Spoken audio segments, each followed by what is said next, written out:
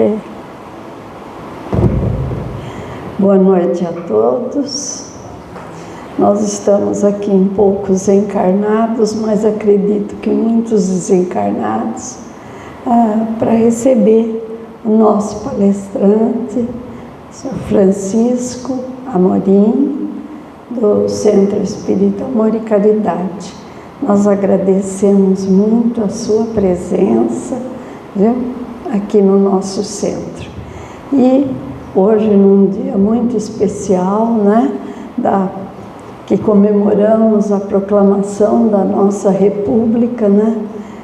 Quantos expoentes da nossa nacionalidade, né, não estão presentes nesse momento aqui em nossa nação e para comemorar essa data. E nós, então, agradecemos a eles todo o esforço que fizeram, não é? Durante a preparação, durante a proclamação. E agora nós vamos também agradecer pela semana passada, pela Feira Amor, por todo o trabalho realizado com tanto sucesso, não é? Com o envolvimento de todos. Foi uma maravilha. Eu creio que todas as entidades que participaram saíram felizes, não é? Com o resultado, com a harmonia, com a confraternização, não é? E com o produto do trabalho sendo recompensado. Então nós agradecemos nesse momento. E vamos então fazer uma prece pedindo aos bons espíritos que iluminem o nosso palestrante e a todos aqui presentes. Pai nosso que estás nos céus, santificado seja o vosso nome. Venha a nós o vosso reino, mas seja feita a vossa vontade, não só na terra como no céu. O pão nosso de cada dia nos dai hoje. Perdoai, Senhor, as nossas ofensas, assim como nós queremos perdoar os nossos ofensores. E não nos deixeis cair em tentação, mas livrai-nos de todo o mal, no corpo e no espírito. Assim seja. Seu Francisco, a casa é sua.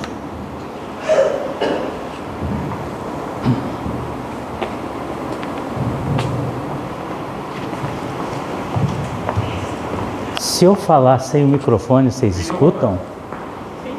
Dá para ouvir bem?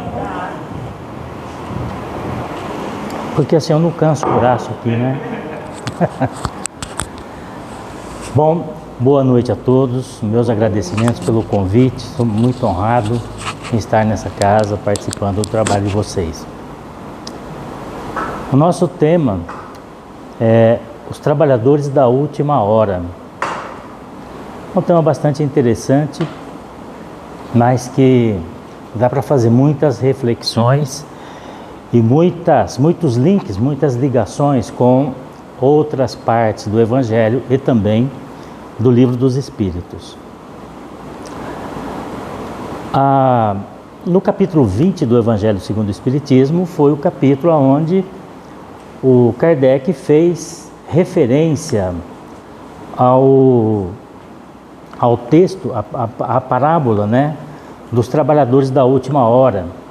Trata-se de um senhor que tinha um grande vinhedo e na hora da colheita ele começa a contratar as pessoas para fazer a colheita. Pelo que dá para entender da parábola, o horário de serviço, de trabalho, era das 6 da manhã às 6 da tarde, um período de 12 horas de trabalho.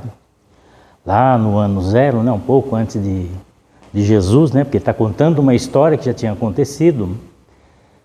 Então, às 6 da manhã, esse senhor manda os empregados dele procurarem trabalhadores para começar a fazer a colheita. E eles vão lá e contratam as pessoas. E ele combinou uma unidade de dinheiro, o dinheiro deles da época, por dia de trabalho, né? Mais tarde, ele achou que era pouca gente que estava trabalhando e pediu para o empregado ir de novo atrás.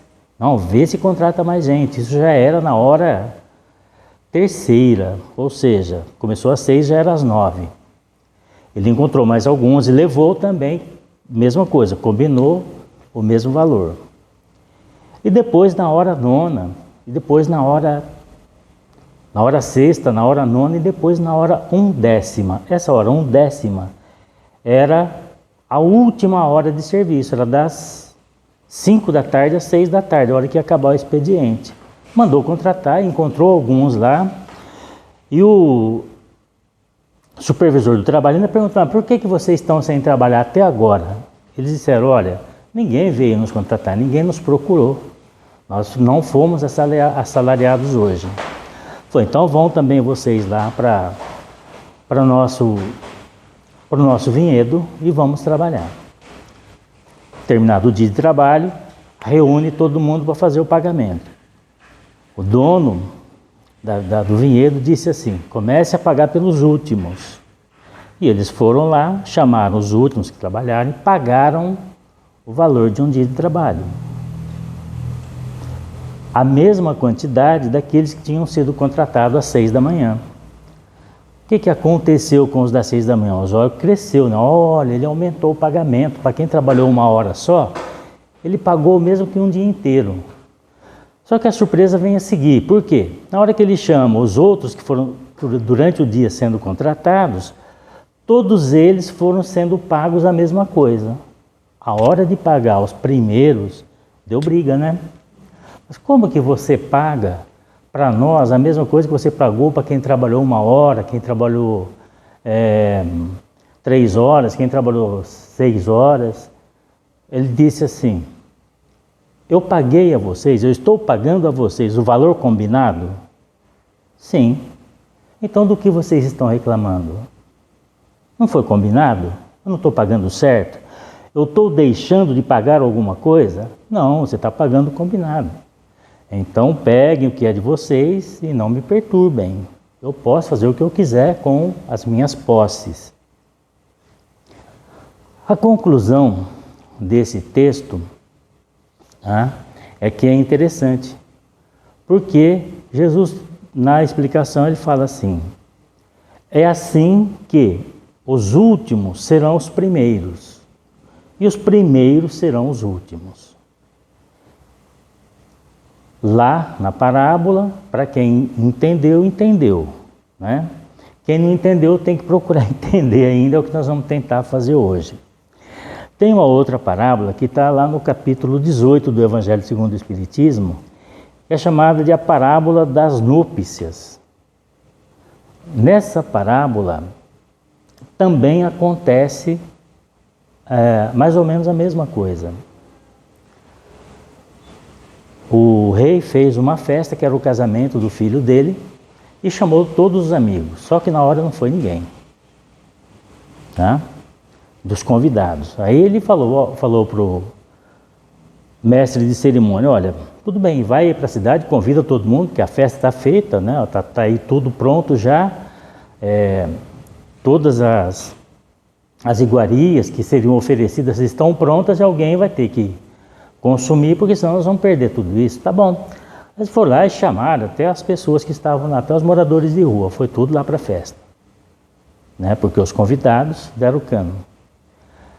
No final, tinha quando o pai do noivo entra, né, no salão onde o pessoal estava começando o banquete, tinha um lá que não estava vestido com a roupa de gala para aquele tipo de ocasião. Porque tem isso, né? Para cada ocasião tem uma roupa, né? Uma roupa específica. E este cidadão não estava vestido a rigor. Então ele perguntou: por que é que você não está vestido com a roupa da cerimônia? Ele não soube explicar. Bom, então você vai para fora. Expulsaram o cidadão da festa, tá? Mas ficou todos aqueles outros que tinham sido convidados de última hora, estavam ali e continuaram o banquete. E aí a conclusão é a mesma conclusão, né? Nessa aí, o que foi expulso, ele falou, você será expulso às trevas externas, onde há choro e ranger de dentes. Isso também tem uma simbologia longa, mas nós não vamos entrar nela agora. Vamos entrar nela hoje, né? Porque quando se fala em trevas externas e ranger de dentes, nós temos que começar a pensar em física. Nós temos que pensar em espaço, expulsão até, sei lá, da galáxia. Trevas externas, quer dizer, fora do sistema solar. E aí há choro e ranger de dentes. Então, o que aconteceria ser expulso às trevas externas? Ser expulso da Terra e ter que ir para outro planeta. Pelo que a gente vê nas ciências aí, os mais perto estão a 4 anos-luz daqui. 4 anos-luz. Se a gente fosse viajar na velocidade dos aviões mais rápidos que tem aí, na velocidade das naves espaciais, né, que é 30 mil quilômetros por hora, a gente levaria alguns séculos para chegar lá. Então, não dá para chegar, né? Então, isso é as trevas externas, onde há choro e ranger de dentes. Choro por quê? A saudade, a expulsão, o arrependimento por não ter conservado a terra. Nós estamos destruindo tudo aqui, né? A hora que um dia a gente morar mais aqui, nós vamos ter que ir para outro lugar. E é esse que é o problema do choro e ranger de dentes. O ranger de dentes é o ódio de si mesmo. É o arrependimento, a autoculpa. Isso também é outro problema grave. Vamos voltar aqui para os trabalhadores da última hora, porque isso é interessante. Bom, os trabalhadores da última hora, os últimos serão os primeiros serão os últimos. E o que quer dizer isso? O que significa essa situação? O que Jesus está querendo dizer com essas expressões repetidas em 2 locais diferentes, em 2 oportunidades diferentes? No Livro dos Espíritos, nós temos algumas dicas, né, do que seria isso, algumas informações, tá? Uma delas é o do Erasto. Aliás, não está nem no Livro dos Espíritos, está no Livro dos Espíritos. Isso está na questão...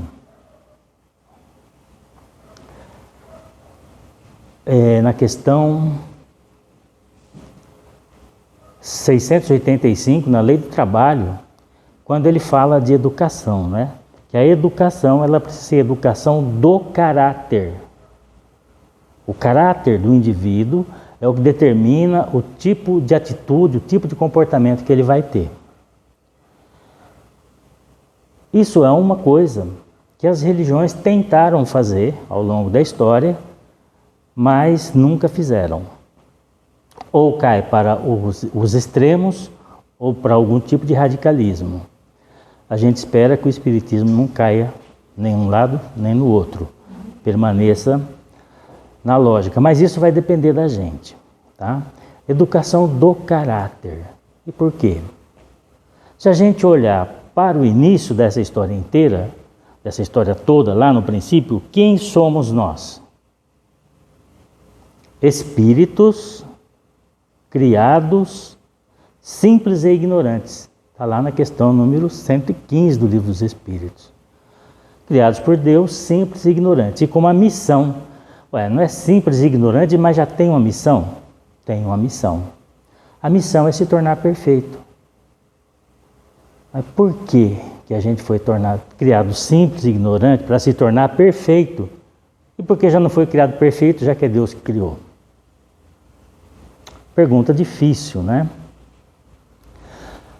Lá no capítulo 1, lá no primeiro livro do Livro dos Espíritos, o Kardec perguntou: o que são espíritos? Perguntou para os espíritos: o que é um espírito? E eles disseram: é a inteligência suprema do universo. São os seres inteligentes do universo. O espírito é o ser inteligente do universo. E na questão número 1, quando ele perguntou o que é Deus, eles disseram: inteligência suprema do universo. Então a inteligência suprema do universo individualizou a inteligência nos seres inteligentes do universo. E aí, quando a gente chega lá na lei de igualdade, no livro dos Espíritos também, está no livro 3, todos somos iguais. Homem, mulher, grande, criança, de qualquer nacionalidade, de qualquer etnia, todos somos iguais. Quando a gente olha para o pensamento das pessoas, como as pessoas pensam, como pensam a religião, como pensam a filosofia, como pensam a ciência, a gente percebe que é muito parecido, que é muito igual. As pessoas do Brasil têm ódio, as do Japão também têm, as da África também têm, as dos Estados Unidos também têm, da Europa também têm, tudo igual. Tem inveja, todos eles também têm. Tem ciúmes, todos eles também têm. Tem amor? Esse ninguém tem. E agora? É porque a gente tem a missão de conquistar o amor. O amor é que vai nos tornar perfeitos e, na verdade, vai nos tornar iguais. Por enquanto, nós somos promessas da perfeição. Nós temos a garantia de Deus de que nós somos perfeitos, podemos ser perfeitos. E aí tem o processo, né? Como é que andou isso? Fomos criados simples e ignorantes, sabe-se lá quando, né? Porque as ciências, antropologia, a arqueologia, eles conseguem encontrar vestígios de cultura na Terra de até em 40 mil anos. Mais que isso é muito difícil. Mas já houve quem encontrasse algum vestígio que induz a pensar que existia vida inteligente na Terra há 800 mil anos. Então a gente não é novo, né? Se bem que Deus está criando espíritos o tempo todo. Acontece que o processo de criação dos espíritos não acontece todos no mesmo lugar. Segundo Kardec, existem mundos primitivos, mundos de expiação e provas, mundos para espíritos numa evolução mais acentuada, que eles chamaram de regeneração. Depois tem os mundos felizes e os celestes. Nós estamos na segunda categoria, os de expiação e provas. Então, se o espírito é criado simples e ignorante, colocado nas experiências aqui, provavelmente nos mundos primitivos. Então, se tem um vestígio de 800 mil anos, se a gente estava lá, estava no mundo primitivo e estava no começo do processo da evolução. Eu quero dizer que a gente não é tão novo como a gente possa pensar, né? Bom, pode também não ter sido daqui, né? Segundo Emmanuel e outros espíritos, aqui existem gente que veio de outra galáxia, vieram lá de Capela, que fica em outra constelação, fora da Via Láctea, e que leva muitos milhares de anos-luz para vir daqui. Como que chegaram aqui? Os espíritos vão dizer, né, se a gente perguntasse isso para que isso é um mistério, porque envolve física para explicar e a gente não entende muita física. E nem os físicos entendem muito, eles não sabem o que é 95% da matéria do universo, eles não sabem o que é. E nem a energia, eles não sabem, não conseguem identificar. Então eles vão falar, é um mistério. Não tem uma explicação. Tá?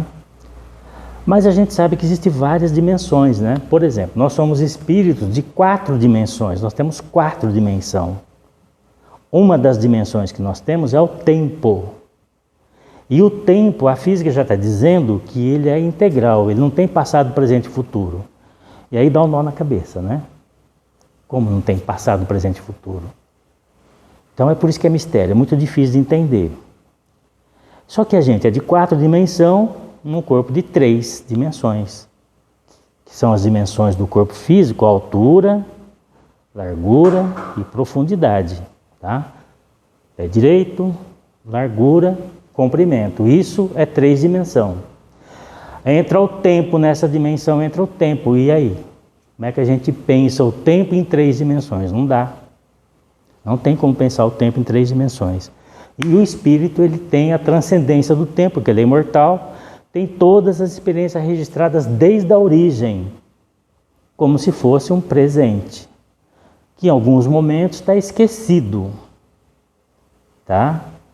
Não é o fato da gente não lembrar o passado que isso está definitivamente esquecido. Na memória espiritual, isso está lá, tá? E ele tem acesso quando é necessário. A gente não vai lembrar dessas coisas. Então o espírito tem essa dimensão a mais, que na ciência a gente não consegue saber para onde ela vai.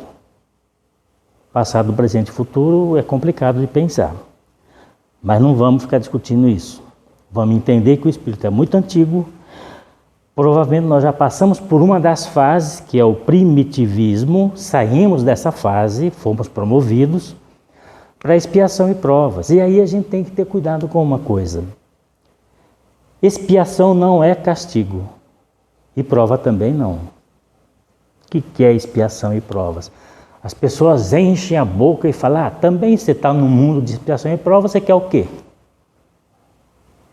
Olha que nós somos promovidos para um mundo de expiação e provas. Nós não podemos olhar a prova e nem a expiação como castigo, para mim entender o que é isso. Vamos começar pela expiação. Expiar significa tirar de dentro e jogar fora. Tá? Então olha só. Um exemplo de expiação perfeito. Perdoar alguém é um exemplo de expiação. Quem tem ódio de alguém, quem tem ressentimento de alguém, está sofrendo, ou não? E muito. Está se ressentindo. Vou explicar para vocês o que acontece nesse processo do ressentimento, do sofrimento, do ódio, da raiva contra o outro. O que acontece com isso? Vamos entender. Corpo físico constituído de células, cada célula tem um núcleo que é microscópico, mas esse núcleo é energia. Nêutrons, prótons, elétrons, está tudo aí. Muita energia. É chamada energia atômica, que quando é pega lá do plutônio, faz aquele estrago que as bombas atômicas fazem. A nossa é um pouquinho mais fraca, não faz aquele estrago todo. Porém, quando ela se associa, e ela precisa se associar para a nossa evolução, com a energia espiritual. A energia espiritual, a energia do espírito, ela é magnética. Mento, de mental, magnética. Mento, magnética, porque a nossa mente é que controla o fluxo da nossa energia espiritual. É controlada pelo pensamento. Tá? O pensamento, ele expressa o sentimento que o espírito tem. Então, o espírito tem o sentimento, expressa isso pelo pensamento, que entra na energia, no núcleo da célula. Então, ele é associada. A energia do espírito, ela é importante para movimentar o nosso corpo físico para fazer o trabalho que a gente tem que fazer. Os movimentos que a gente tem que fazer. O aprendizado que a gente tem que fazer. Se a gente tira o espírito do corpo, é um monte de carne que não serve para nada. E esse espírito está nesse monte de carne para fazer ele servir para alguma coisa. Então é a energia do espírito que dá sentido ao corpo físico e completa o ser humano. O ressentimento, ódio, amargura, angústia, ciúme, egoísmo, tudo isso aí é do espírito. É no espírito que isso está. Descontrolando, bagunçando ou organizando, se for o amor, a energia espiritual. E essa energia associada com a energia física da célula, o nosso núcleo celular, produz um desequilíbrio orgânico. Taquicardia é um deles. Aquele nozinho no pescoço, aqui na garganta, quando a gente tem raiva de alguém, é outro. São sinais do espírito, sinais do organismo, dizendo, não, você está fazendo coisa errada. A sua energia está em desequilíbrio. Você está se envenenando com a sua própria energia. Isso que significa. Quando a gente tem ódio de alguém, a nossa energia está nessa condição. Toda desorganizada. Por quê? O sentimento do espírito está bagunçado, está odiando. passa pelo pensamento, pelas nossas células físicas e desequilibra tudo, a gente entra num processo de adoecimento chamado psicológico, porque atua no sistema nervoso central, começa por ali o estrago, tá? Aí isso ele pode começar com uma ansiedade ou pela melancolia.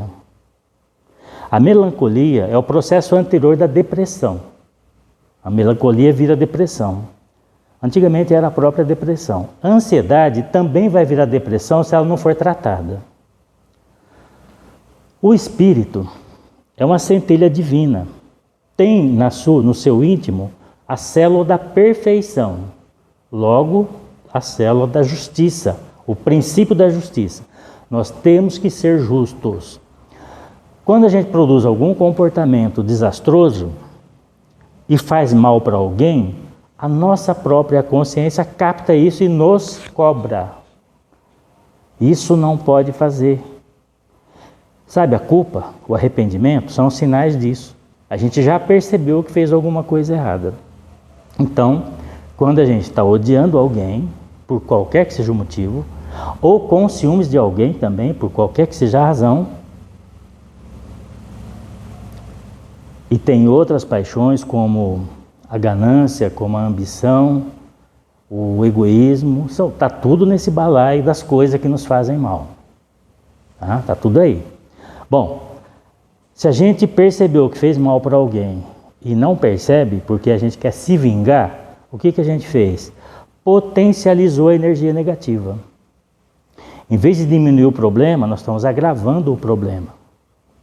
Daí a necessidade de perdoar. Quando a gente perdoa, a gente desorganiza, desmancha esse processo envenenador das nossas energias, esse equilíbrio energético. Tira tudo isso, joga fora a energia negativa. Isso é expiação. E a gente fica de consciência tranquila, fica leve. Se tem um processo de ansiedade, se tem um processo de depressão andando aí, ele retorna, ele volta, começa do zero ou se recupera rapidamente. Tá? Não perdoar e ainda ficar insistindo nisso, mantendo aquilo vivo como um desejo de vingança, um desejo de justiça e não sei o que, sabe? Aquela briga, significa destrambelhar cada vez mais a nossa energia. Isso pode nos levar à doença.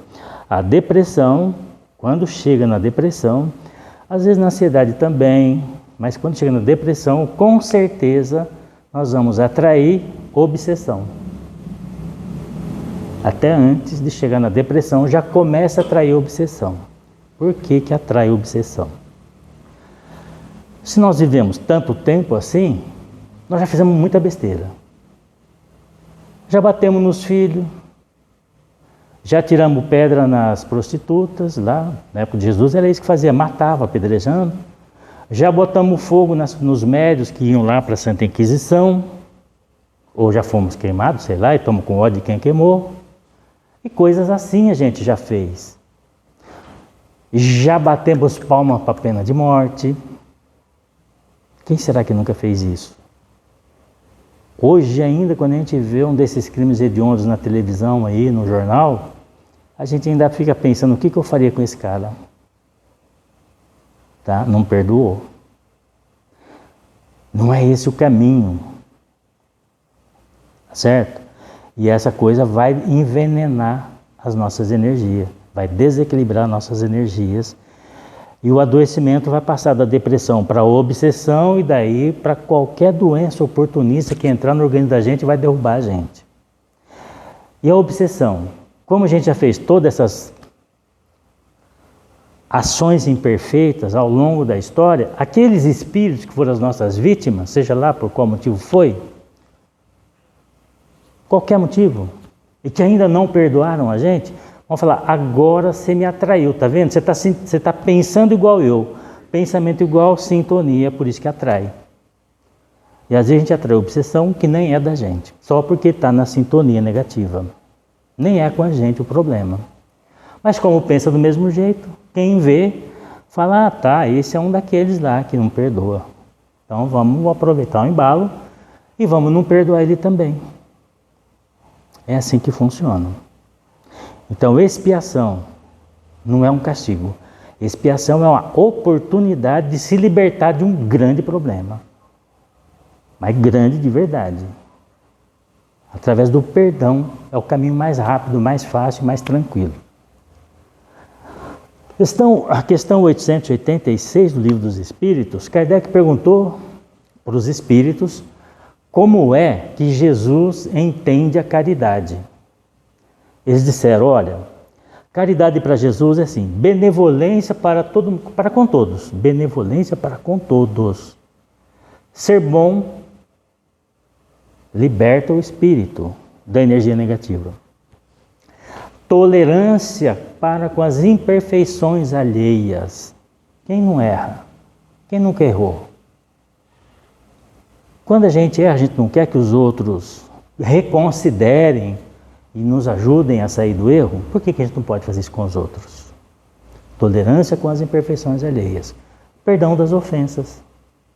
Por causa disso que eu acabei de falar. Vai libertar o nosso organismo de venenos que a gente mesmo cria. Ódio é autoenvenenamento. Logo, é suicídio. Odiar é igual suicídio.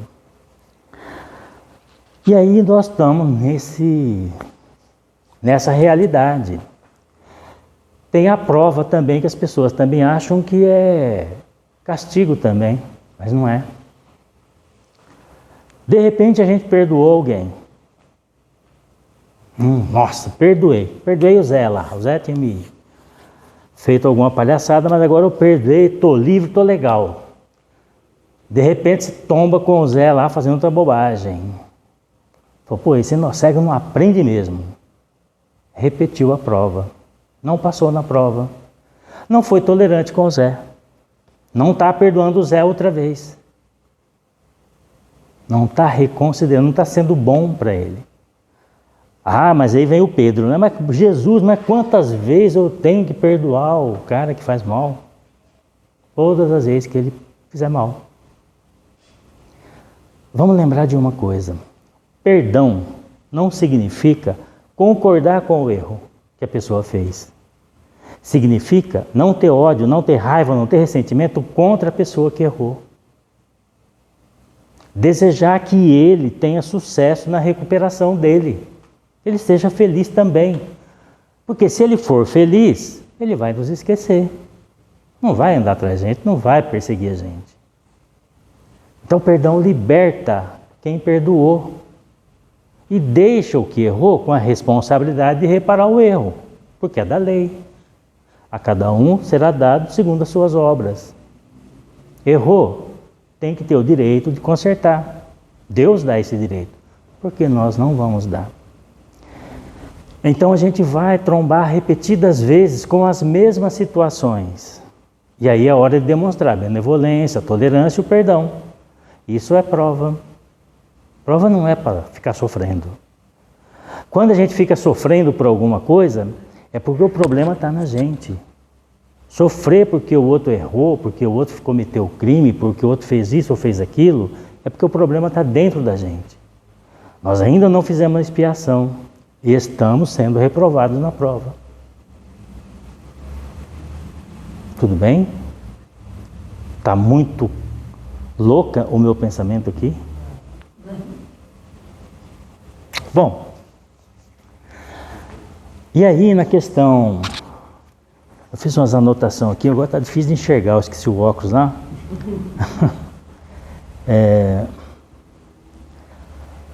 Na 685 é aquela da educação, né?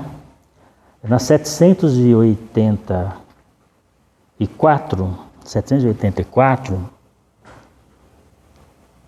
o Kardec perguntou por que a gente faz tanto mal, por que as pessoas fazem tanto mal. Ou por que a gente não se livra do mal, né? A gente tem que entender que nós estamos meio que no começo da jornada. A grande parte da jornada ainda está pela frente. Nós estamos dando os primeiros passos. Uma criança, quando começa a dar os primeiros passos, leva vários tombos, não é assim? Quem tem filho pequeno, quem tem neto, quem tem sobrinho pequeno, que está aprendendo a andar, quanto cuidado não tem que ter com aquilo, porque vai cair. Nós estamos nessa parte aí, tá? Cada erro que a gente comete é um tombo, é uma queda. E às vezes a gente aprende as coisas erradas. E nós aprendemos muita coisa errada. Por exemplo, essa questão de não perdoar, ela vem de uma interpretação errada na Bíblia. Lá no Velho Testamento, quando Moisés escreveu lá que ele não foi ele que inventou aquilo, e não foi Deus que falou para ele, aquilo já era um conhecimento que existia, ele só escreveu. Quem com ferro fere, com ferro será ferido. Ou é olho por olho, dente por dente. Isso significa a lei de ação e reação. A cada um será dado segundo as suas obras. Tudo que você faz é seu. Se você faz o mal, esse mal é seu, vai te atingir.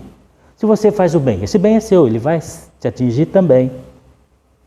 Por isso Jesus fala, faça o bem sem olhar para quem. Por quê? Quem é o maior beneficiado? Quem fez. E baseado nisso, Kardec perguntou, mas por que fazem tanto mal? Os espíritos disseram, em função dessa fase do aprendizado, dessa dificuldade de não saber ainda caminhar, é preciso que aconteçam situações para que o espírito aprenda a diferença entre certo e errado. Então é natural que a gente vai errar, é natural que a gente vai fazer o mal algumas vezes. E aí as consequências disso é que vai nos ensinar que aquilo não é bom. Daí a importância, né, de quem já aprendeu se esmerar em perdoar quem não aprendeu ainda e ensinar quem não aprendeu ainda. É um processo de auxílio mútuo o tempo todo. As mães cuidam dos filhos e esperam que os filhos depois cuidem delas, será? Deveria ser, né? Os pais cuidam dos filhos. E depois os filhos fazem o quê? Cuidam dos pais, né? E dos filhos deles, que vão cuidar deles. E assim por diante. Essa é a questão mais simples de aprender a fazer o bem sem olhar para quem. Porque nas famílias sempre tem aqueles engodos, né? Eu falo pais, mas pais têm...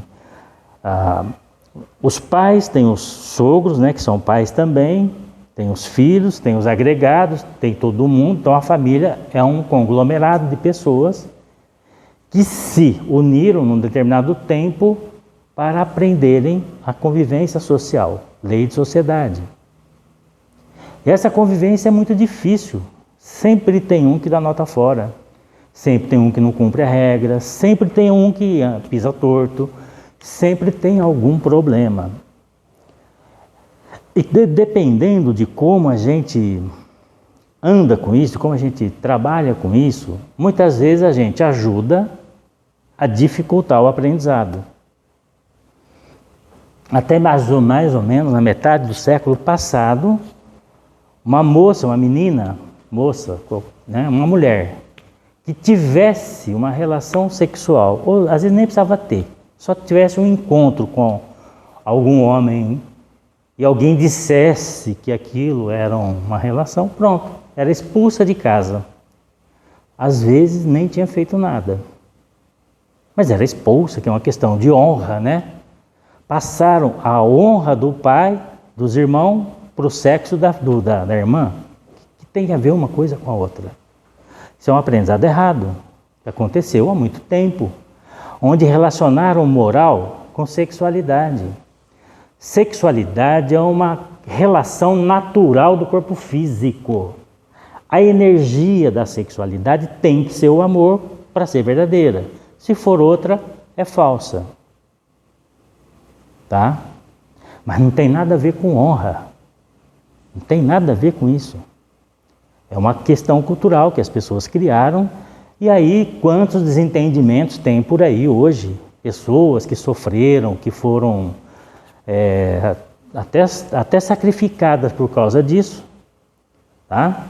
E depois se voltaram, são inimigos ferrenhos, pais contra filhas, contra mães, filhos, inimigos porque se desentenderam em vidas anteriores.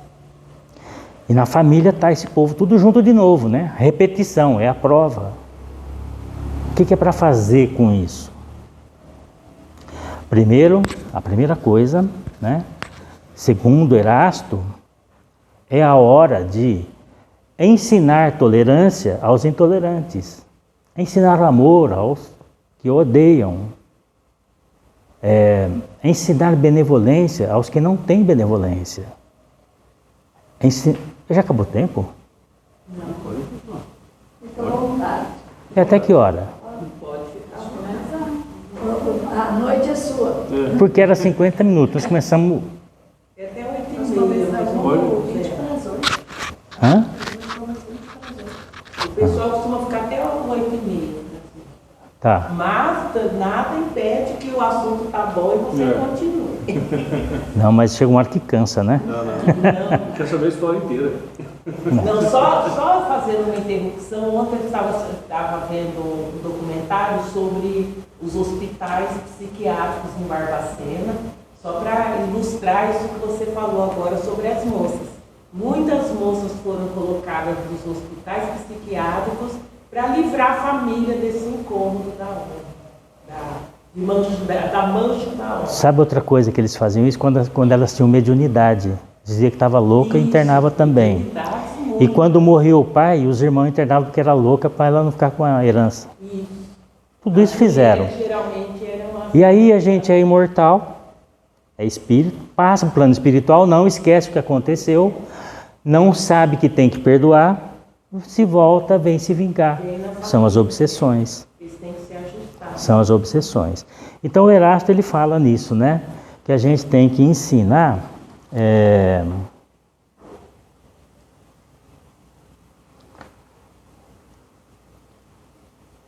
pregar o desinteresse, a abstinência e a mansidão a avarentos, dissolutos e déspotas, que são essas pessoas que acham que são donos dos outros. Ou seja, essa é a missão que nós temos. Será que a gente sabe disso? Será que a gente aprendeu isso? Na Bíblia tem uma das cartas, e é do Paulo isso, que às vezes, não posso falar que é do Paulo porque eu não lembro, mas numa das cartas tem lá uma situação, que às vezes na educação das crianças uma varinha de marmelo é necessário. Será? Não é o amor que é necessário? Quanto tem de amor numa varinha de marmelo?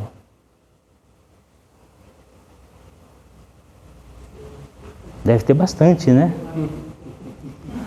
Olha o que aconteceu nesse processo.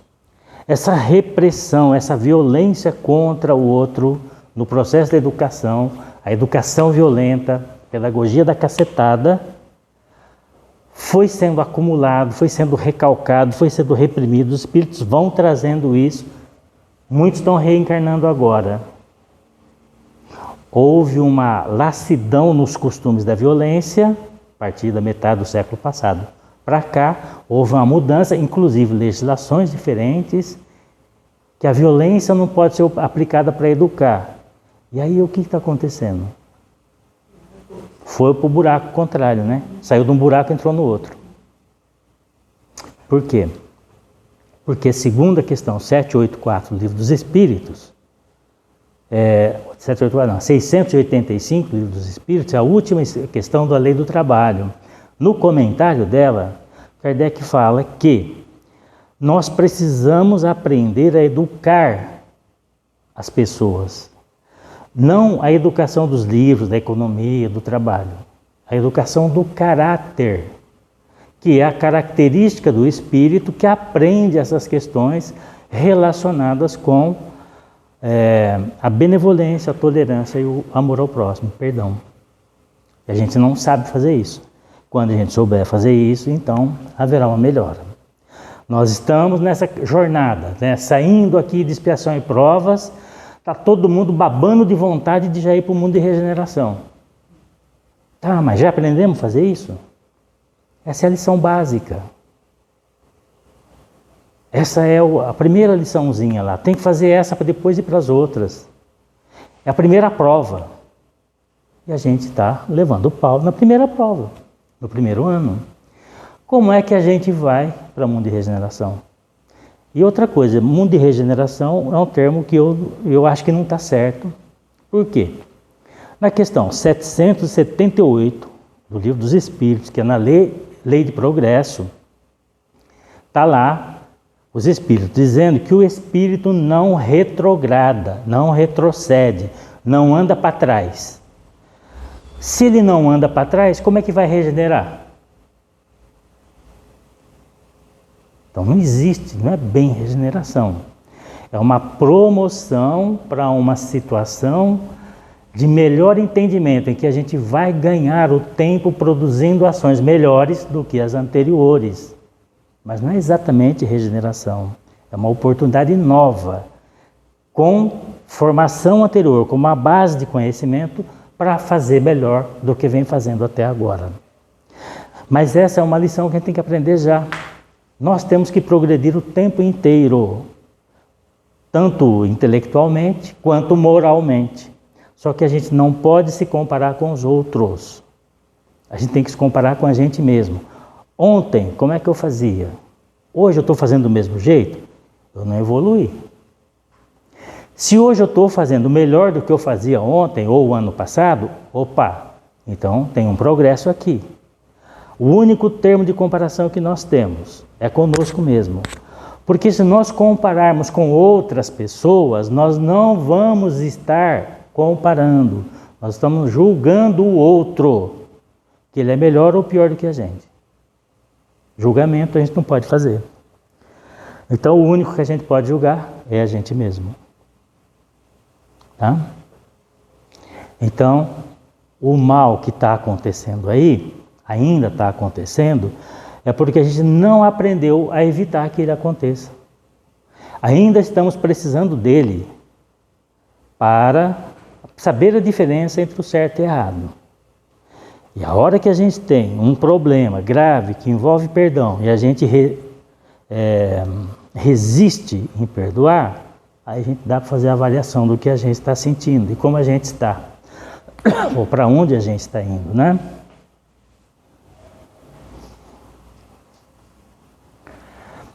Jesus, lá em Mateus, no capítulo 8, versículo 7, também ele fez uma advertência interessante sobre essa questão de erros, né? É necessário que haja escândalos. O que é escândalo? Uma guerra, por exemplo, é um escândalo. Como é que a gente tem guerra no século XXI? Isso é um escândalo. Quando Kardec pergunta sobre guerras para os espíritos, por que tem tanta guerra? Eles disseram, olha, às vezes as guerras, elas impulsionam o progresso material. Se a gente for ver, é verdade, né? Toda essa tecnologia que a gente tem é por causa de guerra. Sem as guerras e sem as viagens para a Lua, para fora do planeta, a gente não teria nada disso. O telefone celular, por exemplo, é por causa das viagens. É por causa dos aviões supersônicos, que precisavam se comunicar com a torre, que jeito, se não tem fio? Então, é um processo longo. Os radares, o GPS que a gente usa, né, para andar por aí, vem disso, da necessidade de os caras andarem pelo espaço sem se perder. Com a referência, ter uma referência. Onde está essa referência? Essa referência está lá no campo magnético da Terra. Então ele pode ir para onde ele quiser, que ele tem uma referência para onde voltar. Nada disso a gente teria sem essas loucuras que a gente faz por aí. Então é preciso que haja os escândalos. A guerra é um escândalo. Aos olhos de muita gente, as viagens fora da Terra também são um escândalo, porque se a gente fala, puxa vida, né? Quanta fome dava para matar com o dinheiro que esse povo gasta? Tá, mas a gente tem que lembrar que a tecnologia médica também cresceu muito com isso daí. Os anti-inflamatórios e os antibióticos surgiram por causa da Segunda Guerra Mundial. Precisava resolver o problema das infecções de tanta gente ferida ao mesmo tempo. E aí as pesquisas chegaram aos antibióticos, aos anti-inflamatórios, e outras coisas foram surgindo por causa desse esforço. A produção de alimentos, forno de micro-ondas, toda essa tecnologia que tem, os carros, né? Um carro de 50 anos atrás, você brecava e ele não parava, ele batia na frente. Hoje não, você troca no, ele para e acabou, não tem conversa. Só bate quem está muito desatento. Se a pessoa estiver atenta, estiver dentro do padrão de movimentação no trânsito, dificilmente vai bater. E mesmo que batendo, às vezes não é nada grave. Mas vai ver 50 anos atrás, qualquer batidinha a pessoa morria, se machucava. Nossa, era complicado. Ainda bem que tinha pouco carro, né? Era bem poucos. Tem que ter os escândalos, mas ai daqueles pelos quais o escândalo vem, né? Os que provocam todas essas situações, desde que elas sejam negativas, mas as guerras, apesar dos benefícios também são negativos, vão ter que responder por isso. E aí, lá na frente, ou aqui, talvez nós hoje, sejamos as pessoas responsáveis por recuperar esses espíritos que já foram guerreiros, já foram beligerantes, já cometeram um monte de erros, já queimaram gente na fogueira da Inquisição, sei lá quantas coisas mais, ensinar esses espíritos, estão recebendo eles como filhos, como alunos, como primos, como parentes, educá-los de forma diferente, para que eles não cometam os mesmos erros. E eis aí o trabalho dos trabalhadores da última hora. Somos nós. Que Deus nos abençoe.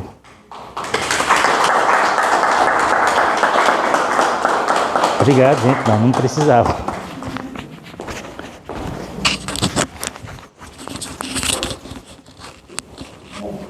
Também vou dispensar. Posso ficar por aqui? Não, só quiser. Só um pouquinho mais pra cá. Entendeu?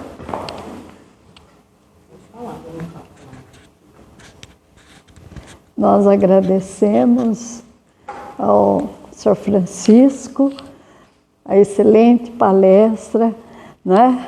Nos ajudando com bastante conhecimento, né?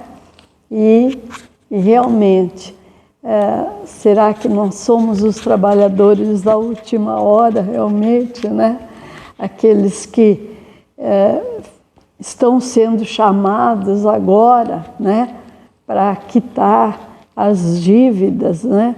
Então vamos fazer isso muito bem feito, para que nós não precisemos retornar, né? Para repetir a mesma lição. Não sejamos alunos repetentes, né? Que Jesus nos abençoe e que nos dê uma boa noite e um feliz dia do amanhã.